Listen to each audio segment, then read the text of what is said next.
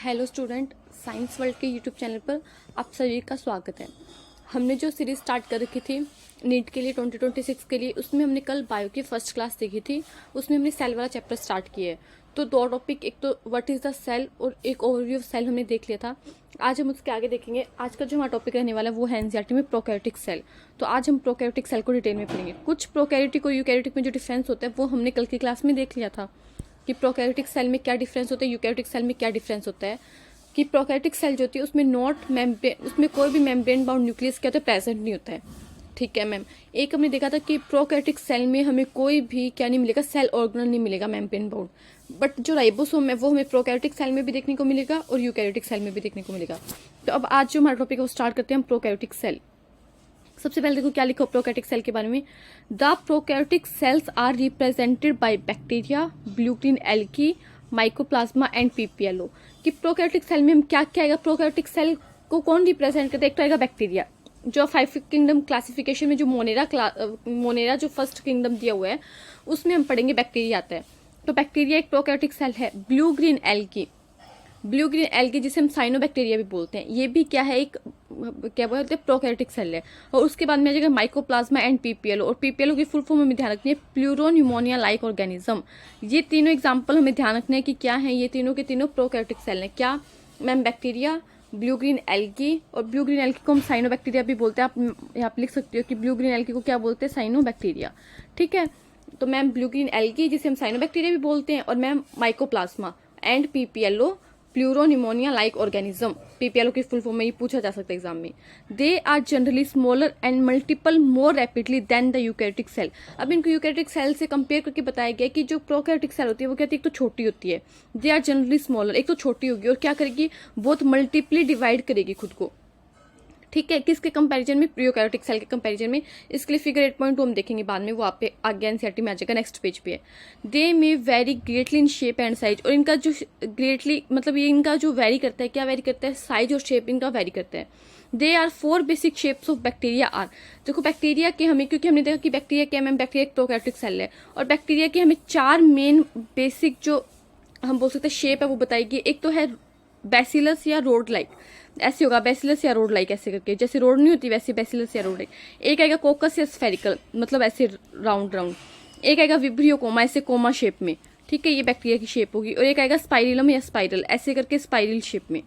तो ये 4 शेप हमें ध्यान रखनी है। बैसिलस यानी रोड शेप, ये, और उसके बाद में कोकस यानी राउंड शेप या फिर स्फेरिकल, उसके बाद में विब्रियो यानी कोमा शेप, और उसके बाद में स्पाइरलम यानी स्पाइरल शेप। ये 4 शेप हमें बैक्टीरिया की ध्यान रखनी है। ठीक है मैम। उसके आगे देखो, उसका ये क्या लिखा हुआ है, the organisation of prokaryotic cell is fundamentally similar even though prokaryotic cell exhibit a wide variety of shape and function. कि हमने देखा कि फंक्शन और शेप प्रोकैरियोटिक सेल का बहुत वेरी करेगा, बट उनका जो फंडामेंटली उनका हम बोल सकते हैं जो ऑर्गेनाइजेशन है प्रोकैरियोटिक सेल का वो सिमिलर रहने वाला है सभी में। देखो अभी तक हमने यहाँ पे क्या पढ़ा। सबसे पहले हमने आज हमारा टॉपिक स्टार्ट किया मैम एनसीईआरटी में दिया प्रोकैरियोटिक सेल 8.4 हमारा टॉपिक है। ठीक है मैम। इसमें हमने क्या देखा मैम, इसमें हमने सबसे पहले देखा कि मैम जो प्रोकैरियोटिक सेल उसकी बताया गया कि प्रोकैरियोटिक सेल कौन कौन सी होती है। तो उसमें बताया बैक्टीरिया आएगा, माइकोप्लाज्मा आएगा, पीपीएलओ प्लूरोनिमोनिया लाइक ऑर्गेनिज्म आएगा, और ब्लू ग्रीन एल्गी आएगा। फिर बताया गया कि जो प्रोकैरियोटिक सेल होती है मैम वो छोटी होती है और बहुत रैपिडली डिवाइड करती है खुद को कंपैरिजन टू यूकैरियोटिक सेल। ठीक है मैम। फिर इतना हो गया।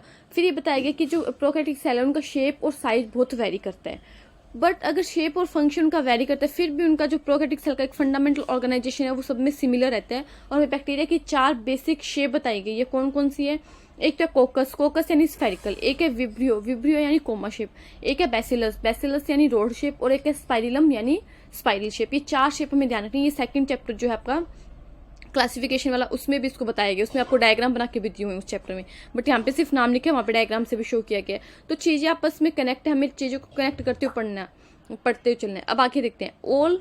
अब इसके आगे देखो ओल। अभी देखो जो फिगर 8.2 था ना वो यहाँ पे दिया हुआ है आपको, ये रहा फिगर 8.2। अब इसके बाद में देख लेते हैं, फिर फिगर को देख लेंगे क्या लिखा हो, पहले एनसीईआरटी पढ़ लेते हैं। All prokaryotics have a cell wall surrounding the cell membrane except in mycoplasma. देखो हमने क्या देखा था कि मैम प्लांट सेल में भी क्या होता है, सेल वॉल प्रेजेंट होता है, एनिमल सेल में सेल वॉल एब्सेंट होता है।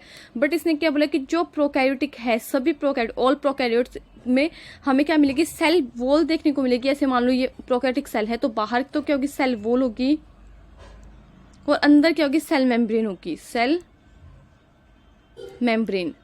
और बट एक एक्सेप्शन हमें ध्यान रखना है, एक्सेप्ट प्लाज्मा, मतलब माइकोप्लाज्मा में, प्लाज्मा नहीं सॉरी माइकोप्लाज्मा, माइकोप्लाज्मा में हमें सेल वॉल देखने को नहीं मिलेगी, माइकोप्लाज्मा में सेल वॉल एब्सेंट होगी। क्वेश्चन बनते हैं the semi fluid matrix filling the cell in the cytoplasm, और इसमें जो सेमी फ्लूइड मैट्रिक्स भरा रहेगा उसे हम क्या बोलेंगे, सेमी फ्लूइड मैट्रिक्स को बोलेंगे साइटोप्लाज्म सेल में। ये तो हमने उसमें भी देखा था, यूकैरियोटिक सेल में भी क्या होता है, सेमी फ्लूइड मैट्रिक्स भरा रहता है जिसे हम क्या बोलते हैं, साइटोप्लाज्म बोलते हैं। There is no well defined nucleus, हमने देखा था प्रोकैरियोटिक सेल और यूकैरियोटिक सेल में डिफरेंस यही था कि प्रोकैरियोटिक सेल में हमें कोई भी मेम्ब्रेन बाउंड न्यूक्लियस देखने को नहीं मिलते, तो इसमें कोई भी वेल डिफाइंड न्यूक्लियस नहीं है। यहाँ पे क्या लिखा है, there is no well defined nucleus. The genetic material is basically naked not enveloped by a nuclear membrane. देखो क्या होगा कि मान लो ये एक मैंने प्रोकैरियोटिक सेल बनाई, हम थोड़ा सा स्ट्रक्चर देखें प्रोकैरियोटिक सेल का। तो प्रोकैरियोटिक सेल में सबसे बाहर तो है मैम सेल वॉल, मैम उसके अंदर है सेल मेम्ब्रेन, ये वाली जो है ये सेल मेम्ब्रेन होगी, सेल मेम्ब्रेन मैम उसके अंदर ऐसे एक सेमी फ्लूइड मैट्रिक्स भरा हुआ है सेल के अंदर, उसको मैम हमने बोल दिया साइटोप्लाज्म, साइटोप्लाज्म बोलती है मैम। और इसमें कोई भी हमें वेल डिफाइंड न्यूक्लियस नहीं मिलता। इसका जो जेनेटिक मटेरियल ऐसे आगे लिखा होगा पढ़ेंगे, डबल स्टैंडर्ड होता है, सर्कुलर होता है, नेक्ड होता है, कोई भी बाहर मेम्ब्रेन नहीं है, ऐसे ही साइटोप्लाज्म के अंदर एक साइड में पड़ा रहता है। ठीक है, तो अब देखो क्या लिखा हुआ है,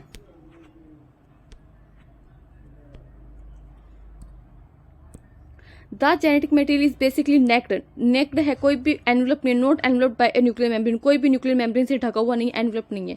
in addition to the genetic DNA के एडिशन में the single chromosome circular DNA, many bacteria have small circular DNA outside. देखो अभी ये क्या लिखा, जो जीनोमिक डीएनए होता है ना बैक्टीरिया का, वो कैसा होता है, सिंगल क्रोमोसोम होता है, सिर्फ एक कैसे क्रोमोसोम देखने को मिलेगा, और कैसा होगा, सर्कुलर होगा, डबल स्टैंडर्ड होगा। ऐसे सिर्फ एक क्रोमोसोम बनाया, ये डबल स्टैंडर्ड है और कैसे सर्कुलर है। तो ये तो हमने मेन क्रोमोसोम बनाया ही था। उसके अलावा बहुत सारे बैक्टीरिया में हमें क्या देखने को मिलता है, हैव स्मॉल सर्कुलर डीएनए, क्या देखने को मिलता है, have small circular DNA outside the genomic DNA, the small DNA are called plasmid. मैं आपको स्ट्रक्चर बना के क्या लिखा हुआ, in addition to the genomic DNA के अलावा हमें क्या देखने को मिलेंगे, स्मॉल सर्कुलर डीएनए देखने को मिलेंगे आउटसाइड द जीनोमिक डीएनए, उन्हें हम क्या बोलेंगे, उन्हें हम बोलेंगे plasmid. The plasmic DNA confers certain unique phenotypic characters to such bacteria. One such character is resistance to antibodies. In higher class, you will learn that the plasmid DNA is used to monitor bacteria transformation with foreign DNA. देखो क्या होगा मैं बता देती हूँ। सबसे पहले ये स्ट्रक्चर देखो जो हमने बनाई थी, वापिस से बनाते हैं मैम। सबसे पहले क्या मिलेगा, बाहर सेल वॉल देखने को मिलेगी, जैसे क्वेश्चन बन सकते हैं मैं वैसे समझा रही हूँ। एक प्रोकैरियोटिक सेल में मैम उसके अंदर में क्या देखने को मिलेगी, एक सेल मेम्ब्रेन देखने को मिलेगी मैम, एक ऐसा एक ही क्रोमोजोम दिखने को मिलेगा, सिंगल क्रोमोजोम होगा मैम, सर्कुलर होगा, सर्कुलर बनाया मैंने, गोल सा बनाया, और मैम डबल स्टैंडर्ड होगा। उसके बाहर मैम हमें कुछ एक्स्ट्रा जो जीनोमिक डीएनए है, ये जीनोमिक डीएनए, उसके अलावा भी मैम हमें ऐसे सर्कुलर डीएनए मिल सकते हैं बैक्टीरिया में, उन्हें मैम हम बोलेंगे प्लाज्मिड। इतनी बात हमें पढ़ ली। और फिर बाद में एनसीईआरटी बोल रही है कि इन प्लाज्मिड में कुछ स्पेशल करैक्टर भी हो सकता है, जैसे एंटीबॉडी का रेजिस्टेंस। मतलब जब हम एंटीबॉडी डाले बैक्टीरिया पे तो वो एंटीबॉडी बैक्टीरिया पे असर ही ना करे, क्योंकि उसमें जो प्लाज्मिड है उसमें एक जीन प्रेजेंट है, वो एंटीबॉडी को रेजिस्टेंस करता है।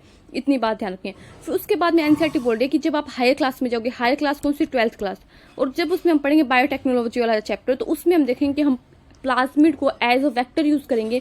इसमें हम हमारा क्या करेंगे, हमारा इंटरेस्ट का जीन ऐड कर देंगे, और उससे हम क्या कर देंगे, जो होता है ना होस्ट, उसमें क्या कर देंगे, हम इसे इंसर्ट कर देंगे। तो ये जो बात है, हम कैसे इसमें जीन इंसर्ट करेंगे, हमारा जो इंटरेस्ट का जीन होगा कैसे हम इसे वेक्टर के रूप में यूज करेंगे, ये सब हम हायर क्लासेस पढ़ेंगे। हायर क्लास कौन सी है, 12th क्लास है, और उसका चैप्टर कौन सा है, जो बायोटेक्नोलॉजी वाली यूनिट है ना, उसमें हम इसको डिटेल से पढ़ने वाले हैं।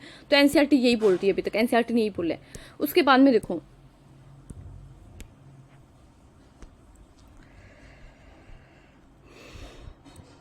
Nuclear membrane is found in eukaryote, ये तो हमें पता है कि न्यूक्लियर मेम्ब्रेन यूकैरियोट में मिलेगी, हमने कल भी देखी थी ये बात। No organelles like the ones in eukaryotes are found in prokaryotic cell except for ribosome. ये हमने देखा था कि कोई भी mitochondria, Golgi body, endoplasmic reticulum, lysosome, vacuole हमें यूकैरियोटिक सेल में तो देखने को मिलेगा, बट प्रोकैरियोटिक सेल में देखने को नहीं मिलेगा। सिर्फ एक सेल ऑर्गेनल देखने को मिलेगा, वो कौन सा? राइबोसोम। और राइबोसोम कैसा? नॉन मेम्ब्रेन बाउंड है, ये हमें ध्यान रखना कैसा है? नॉन मेम्ब्रेन बाउंड, इसके बाहर कोई भी मेम्ब्रेन नहीं है, ठीक है मैम।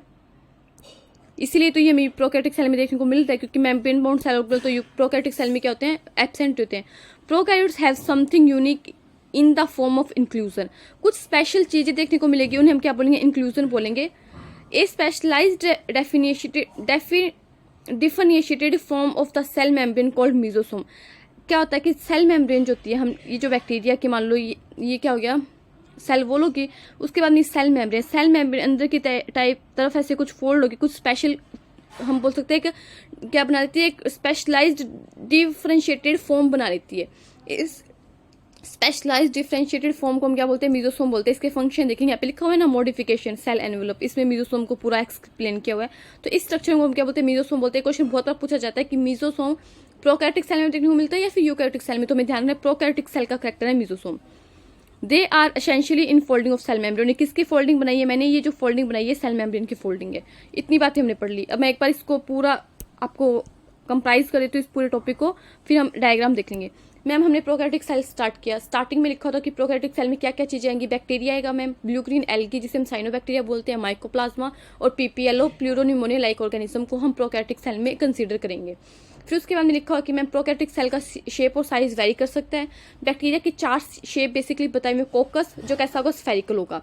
विब्रियो जो कैसा होगा मैम? कोमा शेप होगा। फिर मैम स्पाइरल जो कैसा? स्पाइरिलम जो मैम स्पाइरल शेप होगा, और बेसिलस मैम रोड शेप होगा। फिर बताया गया कि अगर शेप और फंक्शन डिफर भी कर रहा है, वेरी भी कर रहा है प्रोकैरियोटिक सेल में, फिर भी उनका जो एक बेसिक ऑर्गेनाइजेशन होगा ना, वो सभी प्रोकैरियोटिक सेल में सेम होगा। और वो बेसिक ऑर्गेनाइजेशन होगा क्या? कि सभी प्रोकैरियोटिक सेल में माइकोप्लाज्मा को छोड़ के, एक्सेप्ट माइकोप्लाज्मा लिखा हुआ, सेल वॉल देखने को मिलेगी। सेल वॉल के अंदर मैम हमें सेल मेम्ब्रेन देखने को मिलेगी। सेल मेम्ब्रेन के अंदर मैम एक सेमी फ्लूइड मैट्रिक्स होगा जिसे हम साइटोप्लाज्म बोलेंगे। साइटोप्लाज्म के अंदर मैम हमें एक सिंगल क्रोमोसोम देखने को मिलेगा। कैसा होगा? सर्कुलर होगा, डबल स्टैंडर्ड होगा, बट मेम्ब्रेन बाउंड नहीं होगा। सेल वो क्या होते हैं? न्यूक्लियर एनवलप जो है वो एब्सेंट होगा, हमें कोई भी वेल डिफाइंड न्यूक्लियस देखने को नहीं मिलेगा। उस जीनोमिक डीएनए के अलावा भी मैम हमें कुछ क्रोमोसोम मिल सकते हैं ऐसे राउंड सर्कुलर शेप में, उन्हें हम बोलेंगे मैम प्लाज्मिड, और उनमें एंटीबॉडी रेजिस्टेंस देखने को मिल सकती है हमें, ये करैक्टर हो सकता है उनमें। और मैम इन जो प्लाज्मिड है इनको हम हायर क्लास में स्टडी करेंगे, हायर क्लास में हम 12th क्लास बायोटेक्नोलॉजी वाले चैप्टर में, कि कैसे हम इसमें अपना इंटरेस्ट का जीन ऐड करके कैसे वेक्टर की फॉर्म में इसे हम क्या करेंगे? होस्ट में ट्रांसफर करेंगे, फॉरेन डीएनए बनाएंगे, ये सब कुछ हम बायोटेक्नोलॉजी वाले चैप्टर में पढ़ेंगे। रिकॉम्बिनेंट डीएनए कैसे बनाएंगे, ठीक है, तो ये हम वहाँ पे पढ़ेंगे। उसके बाद मैंने बताया कि जो सेल मेम्ब्रेन है वो अंदर इनफोल्डिंग कर लेती है और एक हम स्पेशलाइज्ड डिफरेंशिएटेड स्ट्रक्चर बनाती है जिसे हम बोलते हैं ma'am mesosome. Mesosome prokaryotic cell का एक बेसिक करैक्टर है। उसके बाद में एनसीईआरटी लिख रहे हैं कि प्रोकैरियोटिक सेल में कोई भी हमें मेम्ब्रेन बाउंड सेल ऑर्गेनल देखने को नहीं मिलेगा, और जैसे एक राइबोसोम देखने को मिलेगा, और राइबोसोम कैसा है मैम? नॉन मेम्ब्रेन बाउंड है, ये हमने कल भी देखा था। राइबोसोम प्रोकैरियोटिक सेल में भी प्रेजेंट होता है, यूकैरियोटिक सेल में भी प्रेजेंट होता है। और फिर एनसीईआरटी एक बात यूकैरियोटिक सेल के बारे में लिख रही है प्रोकैरियोटिक सेल के अंदर कि यूकैरियोटिक सेल के अंदर हमें वेल डिफाइंड न्यूक्लियस देखने को मिलेगा, उसमें न्यूक्लियर मेम्ब्रेन प्रेजेंट होगा। तो प्रोकैरियोटिक सेल का जो ये टॉपिक है वो खत्म होता है। उसके बाद में हम डायग्राम देख लेते हैं, फिगर 8.2, क्योंकि हमें डायग्राम को साथ में लिख के चलें, डायग्राम से क्वेश्चन आते हैं एनसीईआरटी में। क्या लिखा हुआ है? Diagrammatic showing comparison of eukaryotic cell with the other organism. देखो एक हमें टिपिकल यूकैरियोटिक सेल का साइज दिया हुआ कितना? 10 से 20 माइक्रोमीटर, और वहीं हमें एक टिपिकल बैक्टीरिया का साइज है 1 से 2 माइक्रोमीटर। मतलब जो हमने देखा था ना कि जो प्रोकैरियोटिक सेल होती है वो शेप छोटी होती है, स्मॉलर होती है और जल्दी जल्दी डिवाइड करती है कंपैरिजन टू यूकैरियोटिक सेल। ये लाइन लिखी हुई है प्रोकैरियोटिक सेल में, तो कितनी छोटी होती है? 10 से 20 गुना छोटी हो सकती है, 10 to 20 टाइम छोटी हो सकती है, क्योंकि जहाँ पे यूकैरियोटिक सेल 10 से 20 माइक्रोमीटर की है, वहाँ पे एक प्रोकैरियोटिक जो टिपिकल बैक्टीरिया की सेल है वो सिर्फ 1 से 2 माइक्रोमीटर की दी हुई है आपको एनसीईआरटी में। तो 10 से 20 टाइम क्या हो सकती है? छोटी हो सकती है एक प्रोकैरियोटिक सेल। वहीं पीपीएलओ का साइज कितना दिया है? 0.1 माइक्रोमीटर, और वायरस का दिया है 0.02 0.2 माइक्रोमीटर। हमें ध्यान रखना है। अब एक बार खुद से आंखें बंद करके बोलो मेरे साथ में, मैम जो यूकैरियोटिक सेल है उसका डाटा दिया है 10 से 20 माइक्रोमीटर। फिर टिपिकल बैक्टीरिया के लिए लिखा हुआ है 1 से 2 माइक्रोमीटर। वायरस के लिए लिखा हुआ है मैम 0.02 माइक्रोमीटर से 0.2 माइक्रोमीटर, और मैम पीपीएलओ के लिए लिखा हुआ है 0.1 माइक्रोमीटर। ये इतने हमें इनके डाटा ध्यान रखने का, आप रख लेना, क्योंकि एनसीईआरटी में मेंशन है तो अगर आ गया तो फिर बोलोगे कि मैम पता नहीं था। तो ये बात होगी। हमने इनमें साइज में डिफरेंस देख लिया, 10 से 20 टाइम छोटी हो सकती है एक typical bacteria cell comparison to एक टिपिकल यूकैरियोटिक सेल। उसके बाद में हम देखते हैं हमारा नेक्स्ट टॉपिक आता है एनसीईआरटी में 8.4 का जो प्रोकैरियोटिक सेल चलिए ना, उसमें सब टॉपिक आया है, क्योंकि 8.4 क्या कि 1 लिखा हुआ है, तो प्रोकैरियोटिक सेल का एक सब टॉपिक आया है क्या, cell envelope and its modification, कि हमें सेल एनवेलप पढ़ना है, सेल के बाहर कौन से एनवेलप है, जैसे क्या होता है एनवेलप नहीं है लिफाफा, वैसे ही उसके मॉडिफिकेशन के हमें वो पढ़ना है। देखो most prokaryotic cells particularly the bacterial cells, इसमें हम बेसिकली बैक्टीरिया सेल को ही पढ़ेंगे। इन्होंने पर्टिकुलरली किसको कंसीडर किया, बैक्टीरिया सेल को कंसीडर किया। Most prokaryotic cell particularly the bacteria cells have a chemically complex envelope, chemically complex cell envelope देखने को मिलता है हमें। और उसमें क्या होता है, the cell envelope consist of a tight bound 3 layered structure. अब हमें ये ध्यान रखना है कि कितनी लेयर स्ट्रक्चर हमें देखने को मिलेगी, 3 लेयर्ड स्ट्रक्चर देखने को मिलेगी। वो भी कैसी होगी, टाइटली बाउंड होगी। एग्जाम कैसी होगी, the outermost glycocalyx followed by the cell wall and the plasma membrane, although each layer of the envelope performs distinct function, they act together as a single protective unit। अब देखो क्या होता है, हम क्या पढ़े, सेल एनवेलप पढ़ रहे हैं। सेल एनवेलप किस में मैम, प्रोकैरियोटिक सेल में। सेल एनवेलप है किसका मैम, प्रोकैरियोटिक सेल का। ये इतना ही लिख रही हूँ, पूरा नहीं लिख रही हूँ। तो कितनी मेम्ब्रेन लेयर देखने को मिलेगी मैम, 3 लेयर देखने को मिलेगी, 3 लेयर। वो भी कैसी होगी मैम, टाइटली बाउंड होगी, टाइटली बाउंड 3 लेयर हमें देखने को मिलेगी सेल एनवेलप में। कैसे मैम, देखो 3 लेयर बनाते हैं, first layer, second layer and third layer. Ma'am first layer बोल रही है एनसीईआरटी हुई glycocalyx, glycocalyx. Ma'am second layer होगी cell wall, ma'am cell wall. और मैम थर्ड लेयर होगी प्लाज्मा मेम्ब्रेन या cell membrane, plasma membrane. Ma'am ये 3 layer होगी। फिर एनसीईआरटी ने एक लाइन भी लिखी, तीनों लेयरों का वैसे तो डिस्टिंक्ट फंक्शन है, एक अलग अलग फंक्शन होगा, बट फिर भी जब तीनों मिलके काम करेगी तो क्या करेगी, एज ए प्रोटेक्टिव लेयर काम करेगी। तीनों का साथ में काम पूछे, तीनों का साथ में काम तो करेगा प्रोटेक्शन करने का, हर एक लेयर का अपने प्रोटेक्शन करने का काम है। बट अगर कंबाइंड पूछा जाए, टुगेदर पूछा जाए, तो हम बोलेंगे कि इनका जो काम है वो प्रोटेक्ट करने का। यही एनसीईआरटी ने लिखा है। एक बार दोबारा से मैं पढ़ देती हूँ आपको ये लाइन, अगर आपको समझ में नहीं आई। क्या लिखा हुआ है, although each layer of the envelope performs distinct function, जो each layer है, तीनों की तीनों लेयर है, वो एक अपना distinct function परफॉर्म करेगी, but they act together as a single protective unit। But जब वो टुगेदर काम करेगी तब वो किसके तरह एक्ट करेगी, एक सिंगल टुगेदर प्रोटेक्टिव यूनिट की तरह एक्ट करेगी। ठीक है। Bacteria can be classified into 2 groups on the basis of the differences in the cell envelopes and the manner in which they respond to the staining produce development by Gram. देखो क्या होता है, ग्राम नाम का एक साइंटिस्ट था, ठीक है, ग्राम नाम का एक साइंटिस्ट था। उसने क्या किया, बैक्टीरिया को स्टेन करने का एक प्रोसेस किया था। वो कैसे किया था वो आपको नहीं जानना, वो आपके एनसीईआरटी में दिया नहीं हुआ। उसने क्या किया, बैक्टीरिया को स्टेन किया। इस ग्राम नाम का एक साइंटिस्ट है, ये क्या साइंटिस्ट है, महान आत्मा। इसने क्या किया, बैक्टीरिया को स्टेन किया, बैक्टीरिया को स्टेन किया। जब इसने बैक्टीरिया को स्टेन किया तो बैक्टीरिया को 2 पार्ट में डिवाइड कर दिया, ग्राम पॉजिटिव और ग्राम नेगेटिव। क्यों किया, जब इसने स्टेन किया ना तो कुछ बैक्टीरिया तो स्टेन हो गए, इन पे तो स्टेन हो गए, इन पे तो कलर आ गया, और ये जो कुछ बैक्टीरिया है वो स्टेन नहीं हुए, जो ग्राम नेगेटिव बैक्टीरिया थे वो स्टेन नहीं हुए। अब ये स्टेन हो गए, स्टेन क्यों नहीं हुए, तो इनका जो सेल एनवेलप था ना उस पर मॉडिफिकेशन होता है। कुछ बैक्टीरिया के सेल एनवेलप में मॉडिफिकेशन हो जाता है तो वो कुछ अलग क्या होता है कि मतलब मॉडिफिकेशन हो गया तो कोई चीज़ अलग बन गई ना, तो उस मॉडिफिकेशन के बेस पे क्या हुआ, कुछ बैक्टीरिया तो स्टेन हो गए, कुछ स्टेन नहीं हुए। तो सेल एनवेलप में मॉडिफिकेशन के बेस पे ग्राम जो एक नाम का साइंटिस्ट है उसने बैक्टीरिया को स्टेन करने के आधार पे 2 पार्ट में डिवाइड कर दिया, ग्राम पॉजिटिव और ग्राम नेगेटिव। जो स्टेन हुए वो ग्राम पॉजिटिव, जो स्टेन नहीं हुए वो ग्राम नेगेटिव। और इनमें स्टेन में डिफरेंस आ क्यों रहा था, कुछ बैक्टीरिया स्टेन हो रहे थे, कुछ नहीं हो रहे थे, वो था उनके सेल एनवेलप में मॉडिफिकेशन। इसका रीजन क्या है, जो सेल एनवेलप है सेल प्रोकैरियोटिक सेल का, जो भी हमने देखा 3 लेयर से मिलकर बना है, इसमें क्या मॉडिफिकेशन होता है, इसमें डिफरेंस देखने को मिलता है, जिसकी वजह से क्या होता है कि हम इन्हें 2 पार्ट में डिवाइड कर सकते हैं। ये एनसीईआरटी में लाइन लिखी हुई है, देखो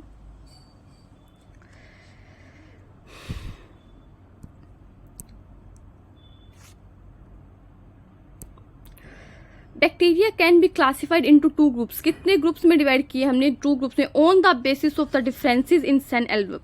किसके बेस पे? बेस क्या है इनको क्लासिफाई करने का कि इनके सेल एनवेलप में डिफरेंस है। And the manner in which they respond to the staining procedure developed by the gram. Those that take up the gram stain are gram positive and the others do not are called gram negative bacteria. एक तो इनके cell envelope में difference है और एक क्या कि जो ग्राम ने स्टेन करने का प्रोसीजर दिया था उसके बेस पे जो स्टेन हुए उन्हें ग्राम पॉजिटिव बोल दिया, जो स्टेन नहीं हुए उन्हें ग्राम नेगेटिव। कैसे किया? पहले क्रिस्टल वायलेट कलर डाला, सब कुछ वो हमें नहीं देखना। क्रिस्टल वायलेट कलर आते हमने आयोडीन डाला, क्या डाला हमें कुछ नहीं देखना, ठीक है। बस इतना ध्यान रखना कि ग्राम ने क्या किया था, प्रोसीजर किया था, ठीक है मैम। उसके बाद में देखते हैं। अब फर्स्ट लेयर हमने क्या पढ़ी थी मैम? फर्स्ट लेयर हमने पढ़ी थी प्रोकैरियोटिक सेल की ग्लाइकोकैलिक्स।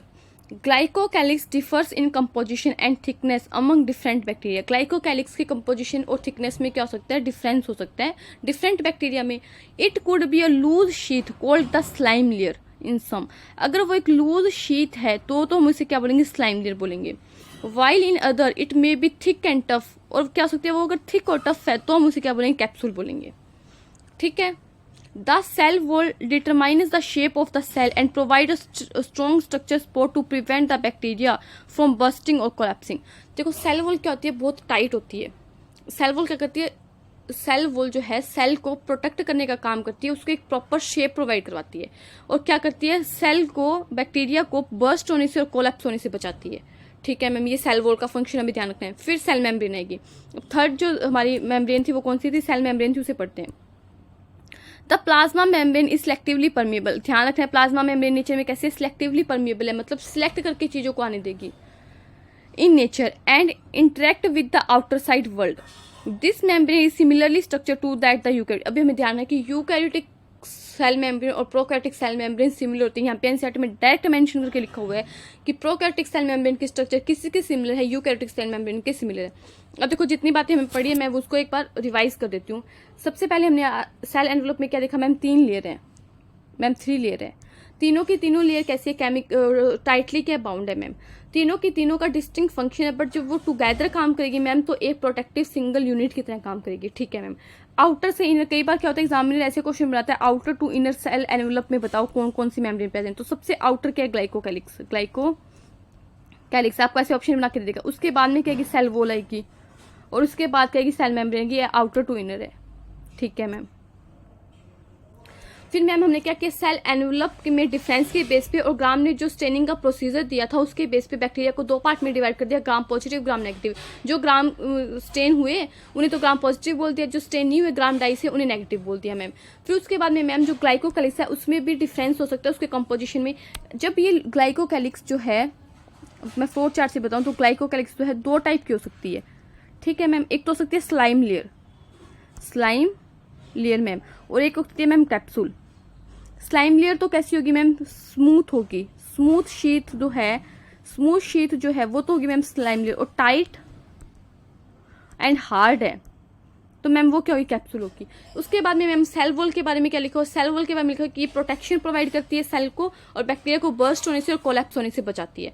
उसके बाद में मैम सेल मेम्ब्रेन के बारे में ये बात लिखी है कि सिलेक्टिवली परमिएबल है सेल मेम्ब्रेन और इसकी स्ट्रक्चर सिमिलर है किसके? यूकैरियोटिक सेल मेम्ब्रेन की। इतनी बात क्या लिखी है? सेल मेम्ब्रेन के बारे में लिखी है। उसके बाद में हम देखते हैं नेक्स्ट। अब देखो हमने हमारा टॉपिक क्या था? Cell envelope and its modification. अब हमने कहीं ना कहीं सेल एनवेलप तो पढ़ लिया, इसके तीनों लेयर के बारे में तो पढ़ लिया। अब हम इसके मॉडिफिकेशन पढ़ेंगे कि सेल एनवेलप के मॉडिफिकेशन क्या है। देखो हमने मीजोसोम के बारे में पहले भी बात की थी, अब वापिस से मीजोसोम आएगा। A special membranous structure is the mesosome which is formed by the extension of plasma membrane into the cell. कि क्या देखा था हमने? ये सेल वॉल है, मान लो ये तो क्या सेल वॉल है, इसके बाहर क्या मिलेगी मैम? ग्लाइकोकैलिक्स भी देखने को मिल सकती है, ग्लाइकोकैलिक्स देखने को मिलेगी मैम। इसके अंदर जो सेल मेम्ब्रेन है वो ऐसे अंदर फोल्ड होके एक क्या बना लेगी? स्पेशल स्ट्रक्चर बना लेगी जिसे हम क्या बोलेंगे? मीजोसोम बोलेंगे। तो ये एनसीईआरटी बोल रही है, क्या बोल रही है कि special membranous structure is mesosome which is formed by the extension of plasma membrane. किसका एक्सटेंशन है? प्लाज्मा मेम्ब्रेन या सेल मेम्ब्रेन का एक्सटेंशन है इनटू द सेल, सेल के अंदर। These extension are the form of vesicle, tubules and lamellae. ये NCERT में देखो डार्क करके लिखा है कि ये एक्सटेंशन किसकी फॉर्म में हो सकता है? वेसिकल की फॉर्म में भी हो सकता है। ये जो एक्सटेंशन हमने ऐसे बनाया तो हमें ऐसे वेसिकल्स की फॉर्म में भी देखने को मिल सकता है मैम, ऐसे ट्यूब्यूल्स की फॉर्म में भी हो सकता है मैम, और ये मैम लैमिला की फॉर्म में भी हो सकता है। तो ये एक्सटेंशन जो हमें 3 फॉर्म में देखने को मिल सकता है, वेसिकल, ट्यूब और lamellae. They help in cell wall. अब हमें मीजोसोम का काम बताएंगे कि मीजोसोम किस काम में हेल्प करते हैं। They help in cell wall, देखो क्या लिखा हो, they help in cell wall,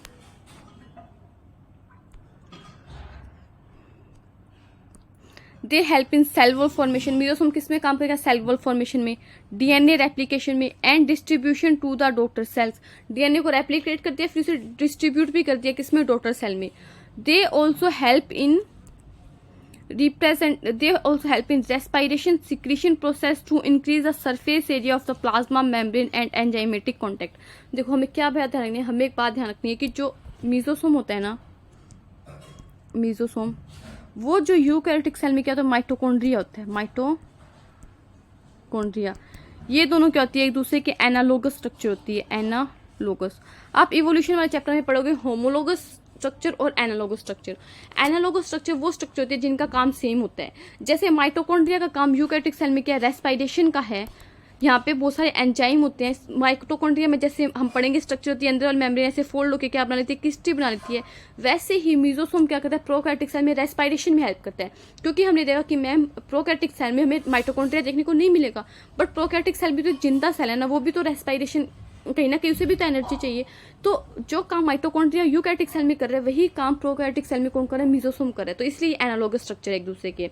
और जैसे क्रिस्टी क्या करती है कि माइटोकॉन्ड्रिया में क्या करती है, यूकैरियोटिक सेल में सरफेस एरिया इंक्रीज करती है, वैसे ही मीजोसोम क्या करता है कि एक प्रोकैरियोटिक सेल में सरफेस एरिया को इंक्रीज करता है। और कुछ और काम भी दिए हैं मीजोसोम के कि सेल वॉल फॉर्मेशन में हेल्प करेगा, डीएनए को रेप्लिकेट करवाएगा, जो डीएनए रेप्लिकेट हो गया उसको डिस्ट्रीब्यूट भी करेगा डॉटर सेल में, एंजाइमेटिक रिएक्शन मतलब एंजाइमेटिक में भी इसका हेल्प होगा, एंजाइमेटिक सिक्रीशंस वगैरह भी करवाएगा, ये सरफेस एरिया को इंक्रीज करेगा और रेस्पिरेशन में इसका काम होगा। ये वेसिकल, ट्यूब्यूल और लैमिला की फॉर्म में देखने को मिल सकता है। प्लाज्मा मेम्ब्रेन का एक्सट्रैक्शन होता है इनटू द सेल।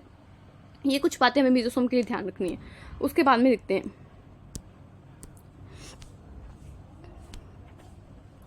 मैम इतना बात तो हमें समझ में आ गई। इन सम प्रोकैरियोटिक लाइक साइनोबैक्टीरिया। साइनोबैक्टीरिया किसका नाम है मैम, ब्लू ग्रीन एल्गी का ही नाम है। मैंने बताया था, यहाँ पे इन्होंने साइनोबैक्टीरिया लिख दिया, आगे ब्लू ग्रीन एल्गी लिखा था, तो आप वहाँ पे ब्रैकेट में लिख लो cyanobacteria, blue green algae BGA को बोलते हैं। There are other membranous extension into the cytoplasm. अब हम देखते हैं, अब जो जितना भी हमने पढ़ा है ना, मैं भी उसको थोड़ा सा सेल एनवेलप और उसके मॉडिफिकेशन को थोड़ा सा आपको बता रही हूँ। 2 चीजें ध्यान रखनी है हमें। सेल एनवेलप के बारे में हमने क्या पढ़ा था, सेल एनवेलप के बारे में हमने पढ़ा था कि मैम सेल एनवेलप क्या करता है कि जो सेल मेम्ब्रेन का आउटर टू इनर क्या था मैम, सबसे पहले ग्लाइकोकैलिक्स आ जाएगी, फिर सेल वॉल, फिर सेल मेम्ब्रेन। ग्लाइकोकैलिक्स में क्या आ जाएगा मैम, स्मूथ आ जाएगा तो स्लाइम लेयर, अगर टाइट और हार्ड है तो ma'am capsule. Cell wall burst होने से बचाएगी, कोलैप्स होने से बचाएगी और प्रोटेक्शन प्रोवाइड करती है, एक शेप प्रोवाइड करती है सेल को, बैक्टीरिया को। उसके बाद में हमने देखा मैम सेल मेम्ब्रेन क्या है, सिमिलर है किसकी स्ट्रक्चर, यूकैरियोटिक सेल मेम्ब्रेन के, और सिलेक्टिवली परमिएबल है। फिर हमने क्या पढ़े, कुछ मॉडिफिकेशन पढ़े थे, मॉडिफिकेशन पढ़े हमने, मॉडिफिकेशन 2 पढ़े हमने। एक तो पढ़ा मैम मीजोसोम, एक हमने पढ़ा मैम क्रोमैटोफोर। मैम मीजोसोम का हमने फंक्शन देखिए, किस में हेल्प करेगा, रेस्पिरेशन में हेल्प करेगा। मैम मैं सारी लिख नहीं रही, मैं सिर्फ बोल रही मैम, रेस्पिरेशन में हेल्प करेगा, सरफेस एरिया को इंक्रीज करेगा मैम, डीएनए का डुप्लीकेशन करवाएगा, फिर उनको डॉटर सेल में डिस्ट्रीब्यूट भी करेगा मैम, एंजाइमेटिक कंटेंट भी होगा इसके पास में, सिक्रेशन भी होगा मैम। ये वेसिकल, ट्यूब्यूल्स और लैमिला की फॉर्म में मिल सकता है। प्लाज्मा मेम्ब्रेन क्या किसका एक्सटेंशन है, ये प्लाज्मा मेम्ब्रेन का एक्सटेंशन है। और एक बात हमें एक्स्ट्रा ध्यान रखिए कि ये माइटोकॉन्ड्रिया के एनालॉगस स्ट्रक्चर है। मैम क्रोमेटोफोर किस में मिलेगा मैम, साइनोबैक्टीरिया में, ये बात ध्यान रखनी है, साइनोबैक्टीरिया में। मैम ये क्या करेगा, पिगमेंट को कंटेन करेगा, पिगमेंट कंटेन करेगा। इतनी बातें हमने मॉडिफिकेशन और उसमें देख ली सेल एनवेलप में। उसके बाद में एनसीईआरटी क्या बोल रही है, उसके बाद में एनसीईआरटी बोल रही है कि बैक्टीरिया सेल के पास और क्या हो सकता है, बैक्टीरियल सेल्स में भी मोटाइल और non motile. Bacteria cells motile भी हो सकती है यानी चल सकती है, और नॉन मोटाइल भी हो सकती है। If motile they have thin filamentous extension form their cell wall called flagella. अगर ये बैक्टीरिया सेल है, मोटाइल है, तो उसमें क्या मिलेगी हमें, मोटाइल बैक्टीरियल सेल में हमें थिन फिलामेंटस एक्सटेंशन देखने को मिलेगा from their cell wall called flagella. अगर ये बैक्टीरिया सेल है, इसकी 3 लेयर बनाती, तो इसकी सेल वॉल से क्या देखने को मिलेगा हमें, ऐसे एक थिन फिलामेंटस एक्सटेंशन देखने को मिलेगा, जिसे हम क्या बोलेंगे, फ्लैजिला बोलेंगे। Bacteria show A range in number and arrangement of flagella. क्या करता है बैक्टीरिया, क्या करता है नंबर अरेंजमेंट में क्या करता है, बहुत सारी वेरिएशन शो करता है। वो हमें ध्यान रखना, मेरी स्टेटमेंट ध्यान रखना कि इसके फ्लैजिला में और इसके नंबर में क्या हो सकता है, अरेंजमेंट में डिफरेंस हो सकता है। Flagellum is composed of 3 part, filament, hook and basal body. The filament is the longest portion and extend from the cell surface to the outside. देखो कैसे होता है मैम, ये बनाया आपने ग्लाइकोकैलिक्स में, मैम उसके अंदर आपने बना दी ma'am cell wall, sorry ma'am ये आपने बनाया ग्लाइकोकैलिक्स, मैम उसके अंदर आपने बना दी सेल वॉल, मैम उसके अंदर आपने बना दी मैम सेल मेम्ब्रेन, ये मैम आपने सेल एनुलप बना दिया। अब ग्लाइकोकैलिक्स स्मूथ है तो मैम इसे स्लाइम लेयर लिख देंगे, अगर हार्ड है तो मैम इसे कैप्सूल लिख देंगे। मैम एक ऐसा डीएनए ये क्रोमोसोम पड़ा होगा, सिंगल होगा, एक ही होगा, डबल स्टैंडर्ड होगा और कैसा सर्कुलर होगा, कुछ हमें मैम प्लाज्मिड भी देखने को मिल सकता है। मैम ये जो प्लाज्मा मेम्ब्रेन है ना वो मैम ये प्लाज्मा मेम्ब्रेन ऐसे अंदर फोल्ड होकर मीजोसोम भी बना सकती है। अगर मैम ये साइनोबैक्टीरिया है, दोनों एक ही चीज में दिखा रही हूँ मैम, अगर ये साइनोबैक्टीरिया है ना तो मैम ये अंदर ऐसे फोल्ड होकर मैम क्रोमेटोफोर भी बना सकता है।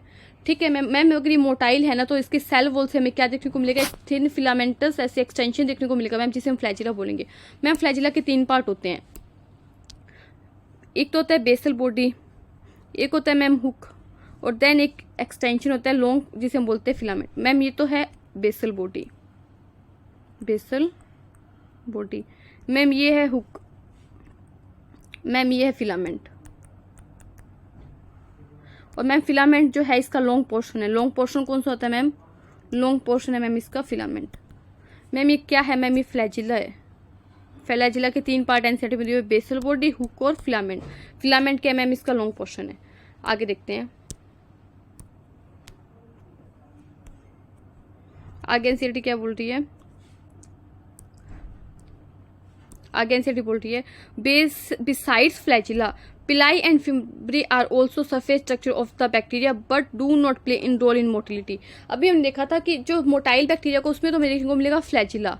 फ्लैजिला तो किस में हेल्प करता है, मोटिलिटी आती है, इसे मूवमेंट में हेल्प करता है। बट दो डिफरेंट बिसाइड फ्लैजिला के अलावा भी हमें 2 स्ट्रक्चर देखने को मिल सकती है, एक तो है पिलाई और एक है फिम्ब्री। इनका मूवमेंट में कोई भी रोल नहीं है, इनका मोटिलिटी में भी कोई भी रोल नहीं है। तो फिर रोल किसका है, the pili are elongated tubular structure made of special protein. Pili कैसी होगी, ऐसे कि मान लो बैक्टीरिया है तो ऐसे एक ट्यूबुलर स्ट्रक्चर होगी और किसकी मिलकर बनी होगी, एक स्पेशल प्रोटीन की मिलकर बनी होगी। उस स्पेशल प्रोटीन का नाम होता है पिलिन प्रोटीन। वो मैं एनसीईआरटी में मेंशन नहीं है तो छोड़ो, इसे मत ही ध्यान रखो। बस इतने पिलाई के बारे में एक स्टेटमेंट ध्यान रखो कि ये कहते हैं ट्यूबुलर होती है। Pili are elongated tubular structure made of special protein, और क्या होगी, स्पेशल प्रोटीन से मिलकर बनी होगी।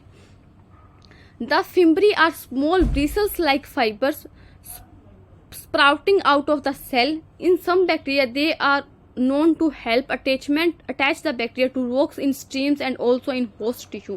अब फिम्ब्री का काम क्या दिया कि मैम ये तो क्या होगी, ब्रिसल्स लाइक स्ट्रक्चर होगी, स्प्राइटिंग आउट द सेल, सेल से बाहर ऐसे ब्रिसल्स लाइक स्ट्रक्चर बाहर निकली होगी। कुछ बैक्टीरिया में किस में हेल्प करती है मैम, अटैचमेंट में हेल्प करती है। किससे, रॉक से अटैचमेंट करवाने, कोई रॉक है उससे अटैचमेंट करवाने बैक्टीरिया को, कोई होस्ट टिश्यू है उससे अटैचमेंट करवाने को।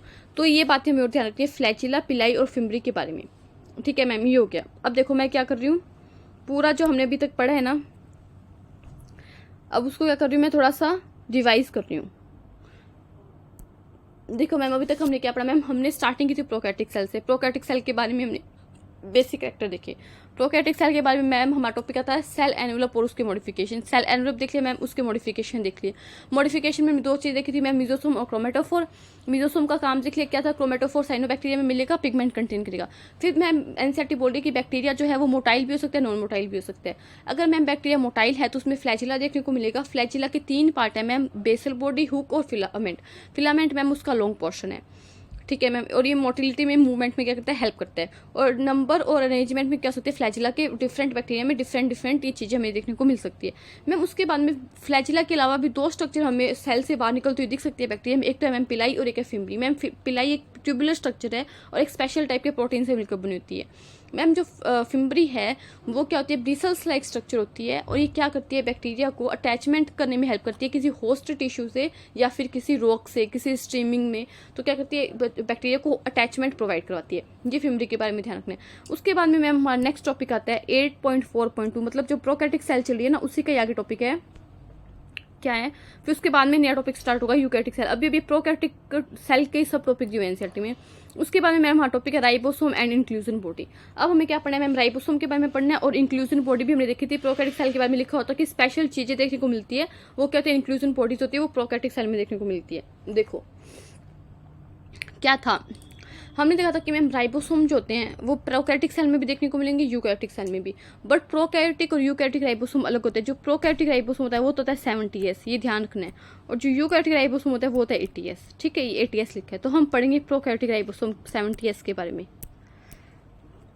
सबसे पहले तो ध्यान रखना है कि in prokaryote ribosome are associated with the plasma membrane.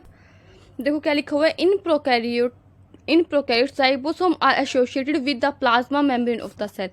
कि जो प्लाज्मा मेम्ब्रेन हमने बनाई थी प्रोकैरियोट में, तो राइबोसोम क्या होते हैं, इससे एसोसिएटेड होते हैं। ठीक है मैम, इतनी बात हमें ध्यान रखनी है। एनसीईआरटी में पहली बात लिखी है राइबोसोम के बारे में। फिर क्या लिखा हुआ है, they are about 15 nanometre to 20 nanometre in size and are made of 2 sub unit 50S and 30S unit which when present together form 70S। देखो क्या होगा कि सबसे पहले तो इनका साइज ध्यान रखना है। एनसीईआरटी में लिखा हुआ 15 नैनोमीटर से लेकर 20 नैनोमीटर क्या होगा इनका साइज होगा। और जो 70S बैक्टीरिया उसकी 2 यूनिट मिलेगी हमें, ये दोनों यूनिट मिलकर क्या बनाएगी, 70S राइबोसोम, 50S और 30S। ये दोनों यूनिट मिलकर क्या बनाएगी, 70S राइबोसोम बनाएगी। और राइबोसोम का साइज कितना होगा, 15 नैनोमीटर से लेकर 20 नैनोमीटर तक का होगा प्रोकैरियोटिक राइबोसोम का साइज। कौन से राइबोसोम का साइज है, ये प्रोकैरियोटिक राइबोसोम है, ये बात ध्यान रखनी है हमें। ठीक है, उसके बाद में एनसीईआरटी में क्या लिखा हुआ है, उसके बाद में एनसीईआरटी बोल रही है prokaryotic ribosomes are the site of protein synthesis. हमें ध्यान रखना कि राइबोसोम में किसका सिंथेसिस होता है, प्रोटीन का सिंथेसिस होता है। सेवरल राइबोसोम, ये एक स्पेशल चीज हमें ध्यान रखनी है कि ribosome are the site of protein synthesis. Several ribosome may attach to single mRNA and form a chain called polyribosome और polysome. The ribosome of a polysome translate to mRNA into proteins. देखो क्या होता है, जब हम पढ़ेंगे DNA वाला chapter तो उसमें हम देखेंगे कि जो डीएनए होता है मैम, डीएनए से बनता है आरएनए और मैम आरएनए से बनता है प्रोटीन। ये सेंट्रल डोगमा की थ्योरी है जो हम उस चैप्टर में पढ़ेंगे। ठीक है, तो डीएनए से आरएनए को, जब डीएनए से आरएनए बनता है उस प्रोसेस को बोलते हैं मैम ट्रांसक्रिप्शन। मैम जब आरएनए से प्रोटीन बनता है ना तो उसे बोलते हैं ट्रांसलेशन। एक चीज होती है जब डीएनए खुद ही डीएनए बनाते हैं तो मैम इसे बोलते हैं रेप्लिकेशन। ये हम उस चैप्टर में पढ़ेंगे, डीएनए वाले चैप्टर में। ये थ्योरी है सेंट्रल डोगमा की, डीएनए से आरएनए बनना, आरएनए से प्रोटीन बनना। ठीक है, तो क्या होता है कि आरएनए से प्रोटीन बनता कैसे है कि आरएनए 3 टाइप का होता है, आरआरएनए, एमआरएनए, टीआरएनए। जो एमआरएनए होता है, कौन सा आरएनए, एमआरएनए, इस पे क्या होता है, राइबोसोम कैसे जुड़ जाता है। राइबोसोम मैंने बताया था ऐसे बर्गर शेप का होता है, तो उस पे आके क्या जुड़ जाता है, राइबोसोम जुड़ जाता है और ये राइबोसोम जुड़ता जाता है, एमआरएनए पे ऐसे आगे चलता जाता है और पीछे प्रोटीन ऐसे बनता जाता है। ये पूरी प्रोसेस हम पढ़ेंगे ट्रांसलेशन की, क्योंकि आरएनए से प्रोटीन बन रहा है, ये क्या बन रहा है, प्रोटीन बन रहा है। तो आरएनए से प्रोटीन बनना क्या ट्रांसलेशन है, ये पूरा हम उस पर पढ़ेंगे कैसे होता है ट्रांसलेशन। बट प्रोकैरियोट में क्या होता है कि एक ही एमआरएनए से, सिंगल एमआरएनए से क्या होते हैं, बहुत सारे राइबोसोम आके जुड़ जाते हैं। यूकैरियोट में तो क्या होता है सिर्फ एक राइबोसोम जुड़ता है एक एमआरएनए से।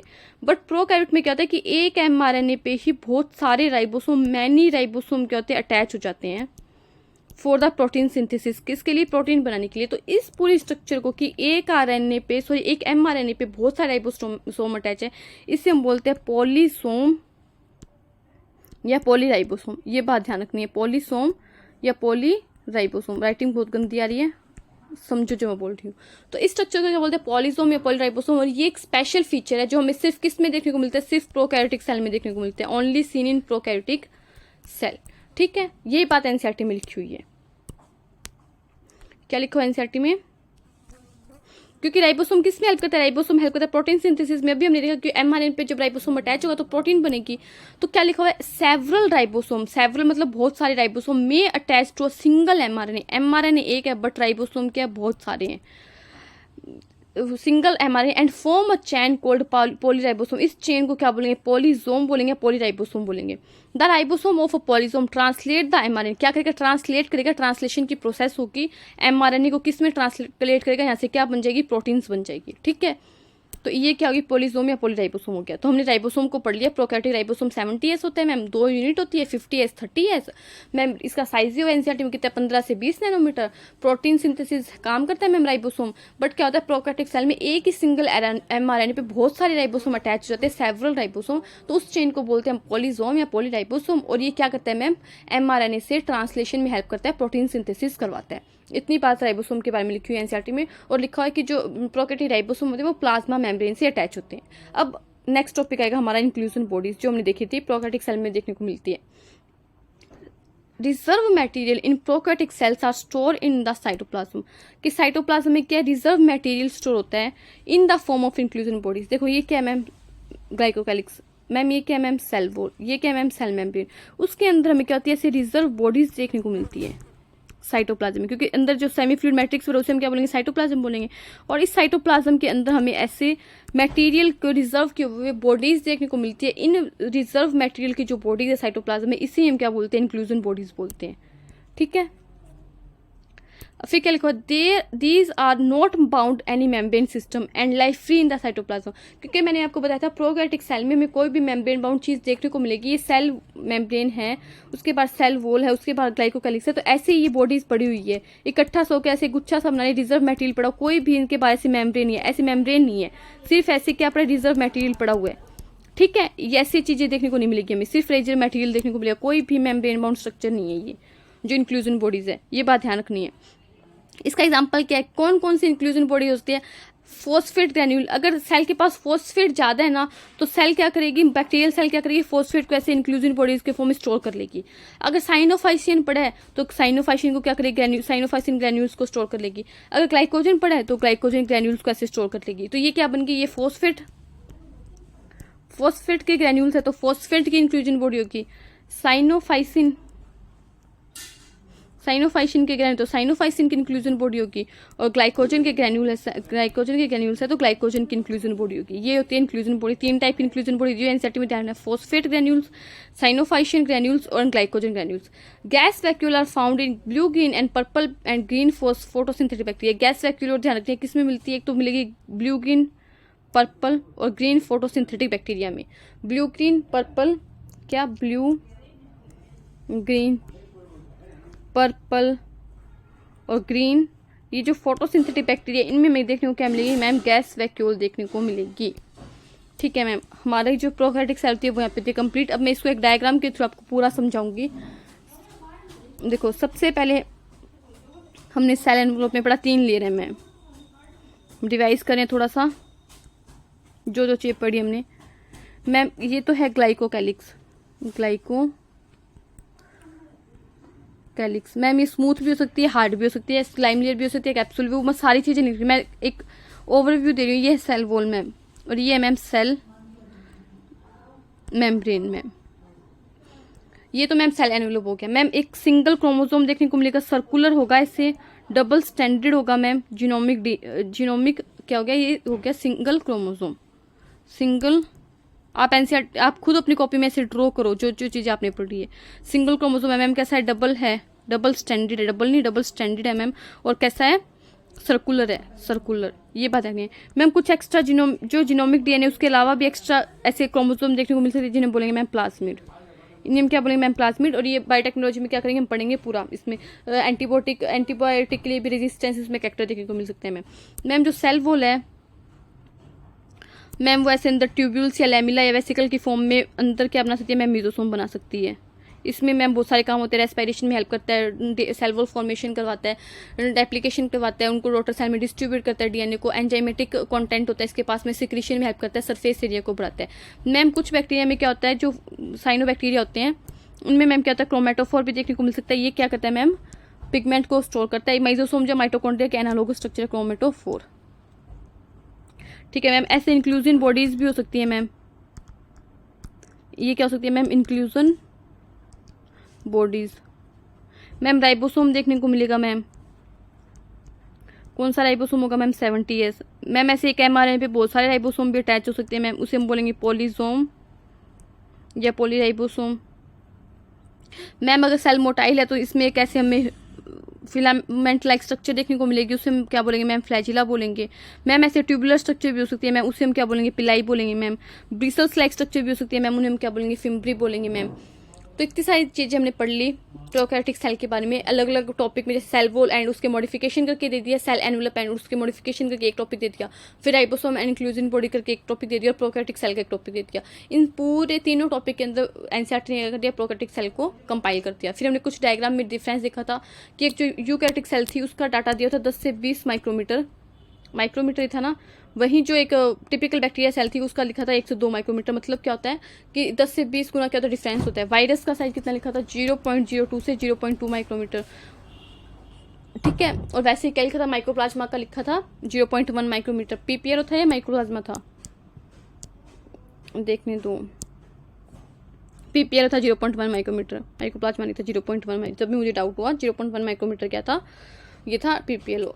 ये सारी चीज़ें हमने आज की एनसीईआरटी में पढ़ी। आई होप आपको आज का लेक्चर अच्छा लगा होगा। आप खुद से इसको रिवाइज करना, 2-3 बार एनसीईआरटी पढ़ोगे तो आपको खुद लगेगा कि हाँ कि मैम रिवाइज हो रही है चीज़ें। 3-4 बार खुद से एनसीईआरटी पढ़नी पड़ेगी। अगर आपको कुछ समझ में नहीं है तो कमेंट में आप बता सकते हो कि मैम ये चीज़ समझ में नहीं आई, इसको आप दोबारा से समझाओ। उसके बाद में हमारा जो नेक्स्ट टॉपिक होगा वो होगा यूकैरियोटिक सेल। देखो नेक्स्ट टॉपिक जो हमारी एनसीईआरटी में दिए हुए हैं वो है ये रहा यूकैरियोटिक सेल। ये लेक्चर फिर बहुत बड़ा हो जाएगा, हम थोड़ा धीरे धीरे पढ़ेंगे। अभी हमारे पास ऐसे टाइम है 9-10 महीने का, तो हम सिलेबस को कंप्लीट करने की कोशिश करेंगे यूट्यूब पे जितना हो सकता है उतना। अब नेक्स्ट टॉपिक जो हमारा रहेगा वो रहेगा यूकैरियोटिक सेल, इसको हम डिटेल में पढ़ेंगे। और जो प्रोकैरियोटिक सेल तक आप खुद से एनसीईआरटी पढ़ो, खुद से अगर आपके पास क्वेश्चन है उसके तो सोल्व करो, देखो कि कितने एनसीईआरटी से क्वेश्चन कैसे बन रहे हैं और कैसे आप उनको सोल्व कर पा रहे हो। Thank you. हंसते हंसते पढ़ो, अच्छे से पढ़ो, केमिस्ट्री एंड फिजिक्स को भी टाइम दो।